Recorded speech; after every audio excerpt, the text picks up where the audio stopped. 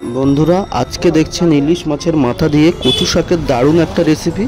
পুরো ভিডিওটা দেখতে থাকুন, আশা করি আপনাদের খুবই পছন্দ হবে। খুবই সহজ এবং সিম্পলভাবে বানিয়েছি, দেখতে থাকুন। বন্ধুরা, আবারও একটা নতুন ভিডিও নিয়ে চলে এলাম। ইলিশ মাছের মাথা আছে আমার কাছে, সেই সঙ্গে নিয়েছি এখানে কচু শাক। কচু শাকগুলো কেটে নিয়েছি। কচু শাকটা কীভাবে কাটতে হয় সেটা আপনারা একটু দেখে নিন, যারা জানেন না। এরকম একটা কচু শাক নিয়েছি। এই কচু শাকটা কেটে আমি দেখিয়ে দিচ্ছি একটু।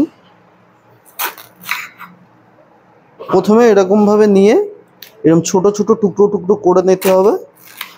হাতে পারলে একটু তেল মাখিয়ে নেবেন, তাহলে দেখবেন যদি হাত ফাত চুলকানোর ভয় থাকে হাতটা আর চুলকাবে না। এবং হাতে যে কালো হয়ে যায় কচু শাকের কষটা লেগে, এই হাতটা কালো হবে না। ঠিক এইভাবে কেটে নিয়ে এবং কচু শাকের যে খোসাটা কিভাবে ছাড়াবেন দেখে নিন। এরকম ছুরি দিয়ে এইভাবে ধরে এরকমভাবে টানলে সহজেই পরিষ্কার হয়ে যাবে।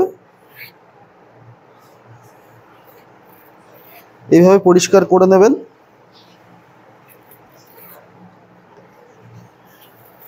কচু শাক এবং ইলিশ মাছের মাথা কম্বিনেশনটাই দারুণ।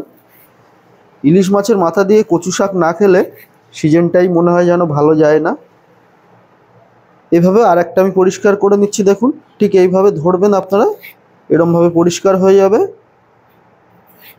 যারা প্রথমবার করবেন হাতে একটু সর্ষের তেল মেখে নেবেন, না হলে হাত চুলকানোর একটা ভয় থাকে, আর হাতে অনেক সময় কষ লেগে হাতটা কালো হয়ে যায়।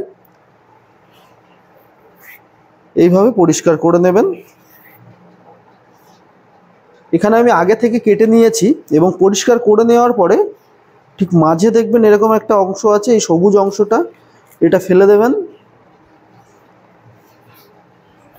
এইভাবে পরিষ্কার করে নেবেন। পুরো রেসিপিটা কিভাবে তৈরি করছি আপনারা দেখতে থাকুন। কচু শাকটা রেডি হয়ে গেছে।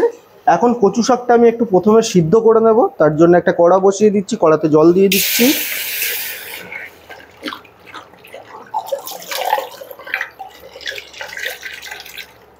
জলের মধ্যে একটু লবণ আর একটু হলুদ দেব।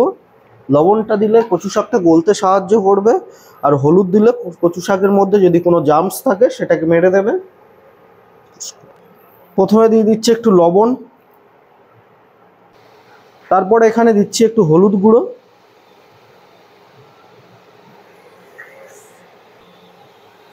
লবণ হলুদটা জলের সঙ্গে একটু গুলে নেব। তারপরে এখানে কচু শাকটা দিয়ে দেব।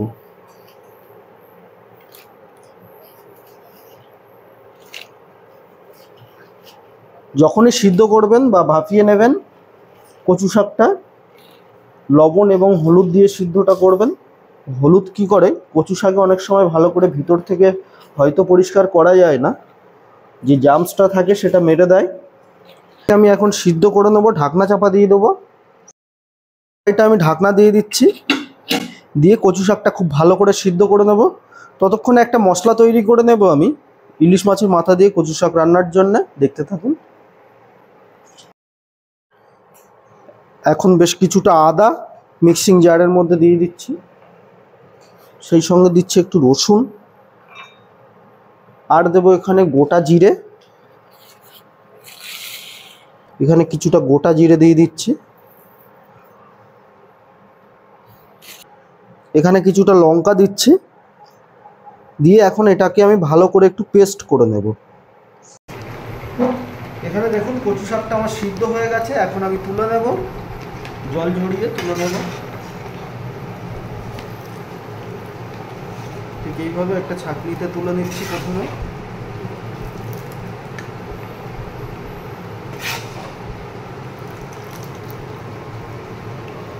দিয়ে একটু চেপে চেপে এর যে এক্সট্রা জলটা আছে সেটা বের করে দেব। তারপরে একটা পাত্রতে তুলে নেব। এইভাবে সমস্ত কচু শাকটা আমি তুলে দিচ্ছি জল ঝরিয়ে। এখন মাছের মাথাগুলোতে আমি লবণ এবং হলুদ একটু মাখিয়ে নেব। কচু শাকটা সিদ্ধ হয়ে গেছে।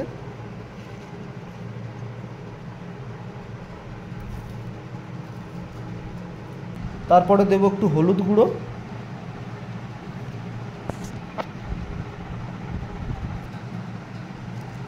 এবার ভালো করে মাখিয়ে নিচ্ছি। আপনারা আগের দিন দেখেছেন যে বেগুন দিয়ে ইলিশ মাছের একটা রেসিপি করেছিলাম, সেই মাছের যে মাথাগুলো বেঁচে ছিল সেই মাথাগুলো দিয়ে আজকে কচু শাক রান্না করছি। ছোটো সাইজের ইলিশ বটে, তবে ইলিশ তো ইলিশই।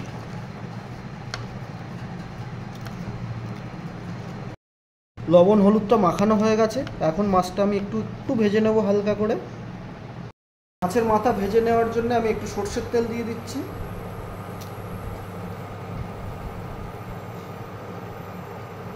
মাছের মাথাগুলো আমি দিয়ে দিই। এখন মাছের মাথাগুলো তেলের মধ্যে দিয়ে দিচ্ছি, ভেজে নেবো ভালো করে।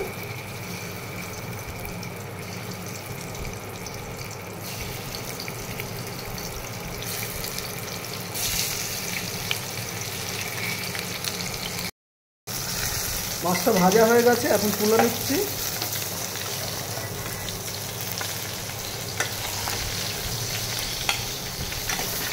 ইলিশ মাছের মাথা হালকা করেই ভেজেছি, খুব বেশি ভাজিনি।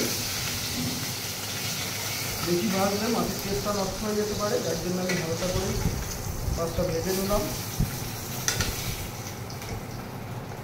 এই মাছ ভাজা হয়ে গেছে, এখন আমি মেন রান্নাতে চলে যাব। কী কী লাগছে একবার দেখুন। মাছটা ভাজা হয়ে গেছে, ওই কড়াইয়ের মধ্যে আমি আরেকটু তেল দিয়ে দিচ্ছি।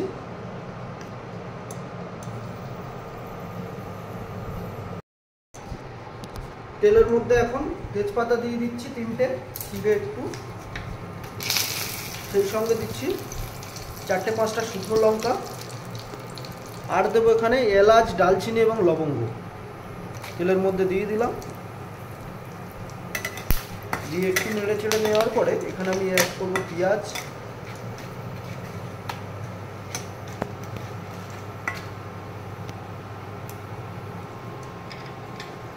তারপরে দিচ্ছি এখানে কেটে রাখা পেঁয়াজ, দিয়ে পেঁয়াজটাকে একটু গোল্ডেন ব্রাউন করে নেব।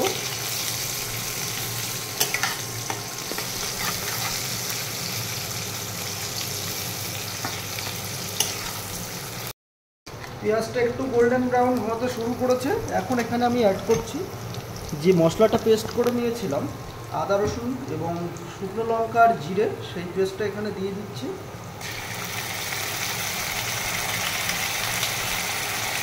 দিয়ে একটু কষিয়ে নেব মশলাটা।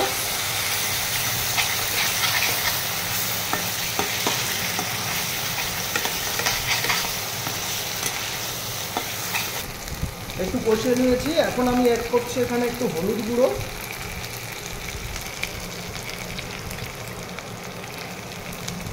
আর দেবো কাশ্মীরি লঙ্কার গুঁড়ো একটু কালারের জন্য।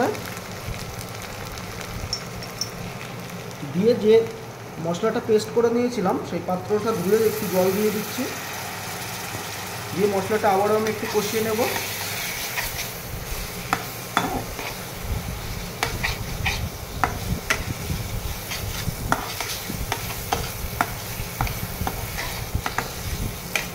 কষানো হয়ে গেছে, এখানে যে কচু শাকটা সিদ্ধ করে নিয়েছিলাম সেই কচু শাকটা দিয়ে দিচ্ছি।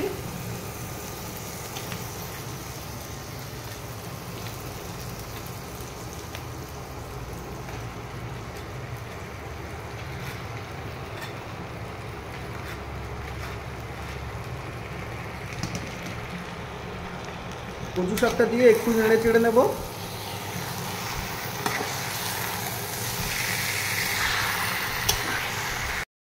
কচু শাকটা দিয়ে একটু নেড়ে চেড়ে নেওয়ার পরে এখানে আমি পরিমাণ মতো লবণটা দিয়ে দিচ্ছি, দিয়ে ভালো করে একটু মিশিয়ে নেব। এখন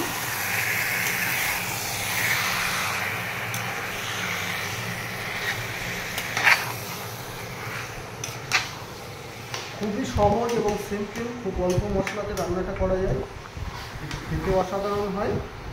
বর্ষাকালে একটু ইলিশ মাছের মাথা আর এরকম কচু শাক হলে তো কোনো জবাব নেই। দুপুরে গরম ভাতের সঙ্গে দারুণ লাগে খেতে।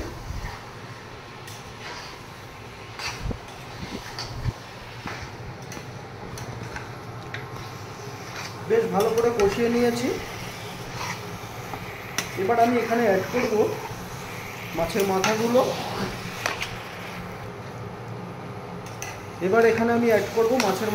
বেশ ভালো করে আমি কষিয়ে নিয়েছি।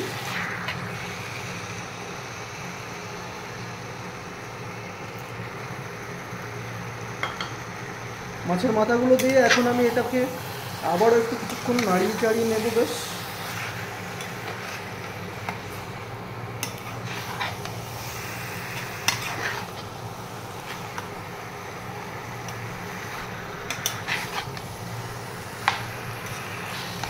ছোট ছোট মাছের মাথা, তাই মাছের মাথাগুলোকে আমি ভেঙে দিচ্ছি না, এভাবেই থাকবে।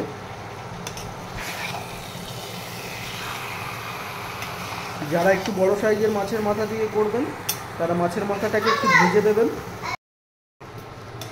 কচু শাকটা বেশ মাথাটা দেওয়ার পরে আরও 3 থেকে 4 মিনিট মতো আমি বেশ ভালো করে কষিয়ে নিয়েছি এবং দেখুন কচু শাকের যে এক্সট্রা জলটা ছিল সেটা ছাড়তে শুরু করেছে। এখন আমি ঢাকনা চাপা দিয়ে বেশ কিছুক্ষণ এইভাবে রেখে দেব।